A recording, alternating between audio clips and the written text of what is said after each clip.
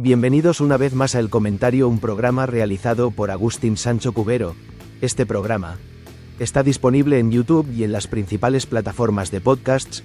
No te olvides de suscribirte, es gratis. A continuación empezamos el programa.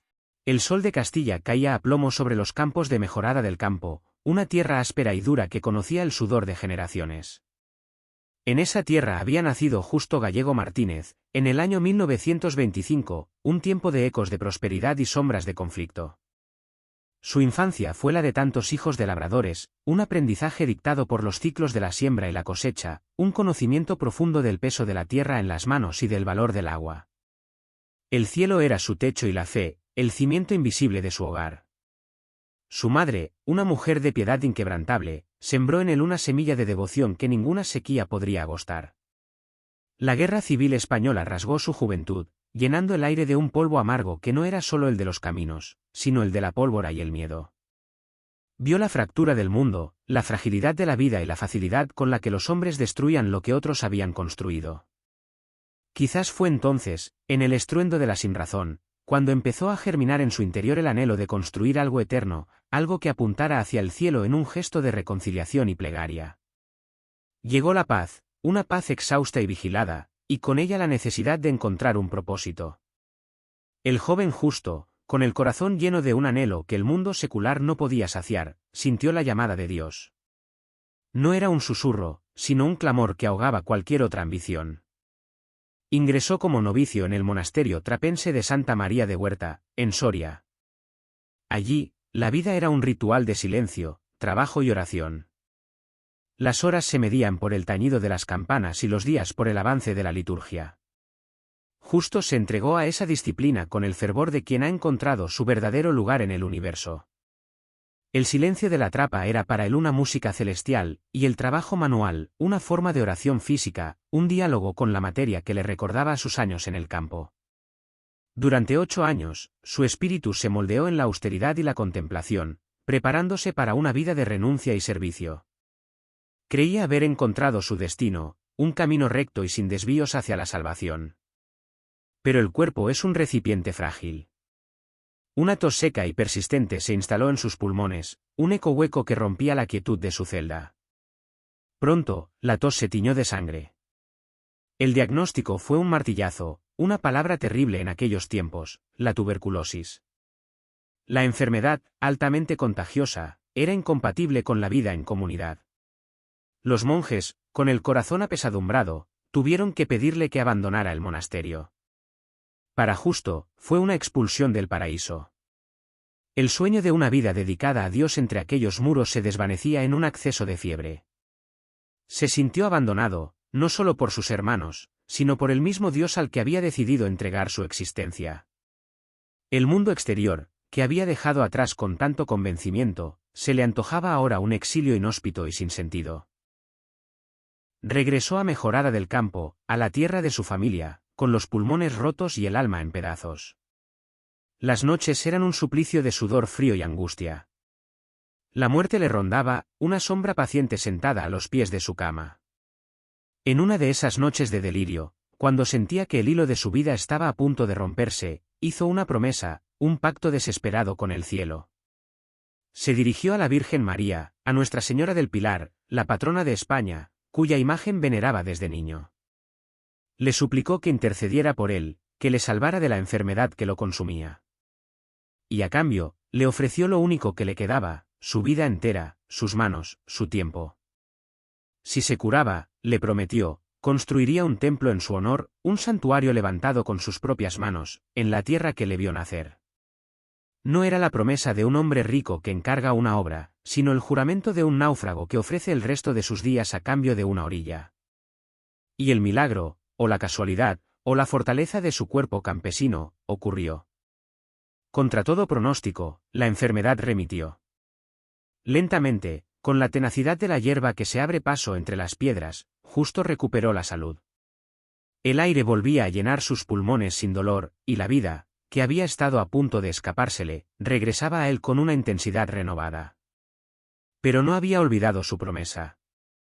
Aquel pacto sellado en la oscuridad de la fiebre se había convertido en la única razón de su nueva existencia. En el año 1961, Justo Gallego se plantó en un terreno que había heredado de sus padres. No tenía planos. No tenía conocimientos de arquitectura ni de ingeniería. No tenía dinero ni el apoyo de la iglesia.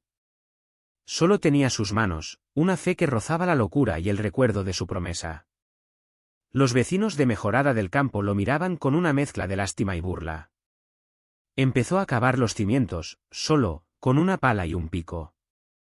La gente pasaba y meneaba la cabeza. El loco de la catedral, empezaron a llamarle. El apodo, lejos de ofenderle, se convirtió en una especie de título, una descripción de su identidad. Era el hombre que estaba construyendo una catedral para la Virgen porque se lo había prometido. La lógica del mundo no tenía cabida en su ecuación. Los primeros años fueron un ejercicio de soledad y obstinación. Se levantaba antes del alba y trabajaba hasta que la luz se rendía. Su jornada no la marcaba el reloj, sino el sol y el avance de la obra. Su método era una improvisación constante, una arquitectura de la intuición. Leía libros de arte sacro, observaba fotografías de castillos y catedrales de Europa y dejaba que la inspiración divina, como él la llamaba, guiara sus manos. El edificio empezó a crecer de forma orgánica, como una planta extraña y majestuosa. Levantó pilares de hormigón armado, rellenando bidones de gasolina vacíos con el cemento que amasaba a mano. Trazó arcos y bóvedas sin cálculos estructurales, confiando en una geometría sagrada que solo él parecía comprender. El material de construcción era un testimonio de su ingenio y de la sociedad del descarte en la que vivía. Todo servía, todo podía ser redimido y transformado en parte de la casa de Dios. Ladrillos defectuosos o sobrantes de una fábrica cercana, vigas de hierro recuperadas de demoliciones, ruedas de bicicleta, muelles de viejos somieres, latas, botellas, todo encontraba un nuevo propósito en sus manos. La obra se convirtió en un inmenso collage de fe y reciclaje. Los vecinos, que al principio se reían, empezaron a mirarle con un respeto creciente. Veían como aquel hombre solo, sin más ayuda que su propia determinación, estaba levantando algo que desafiaba toda explicación.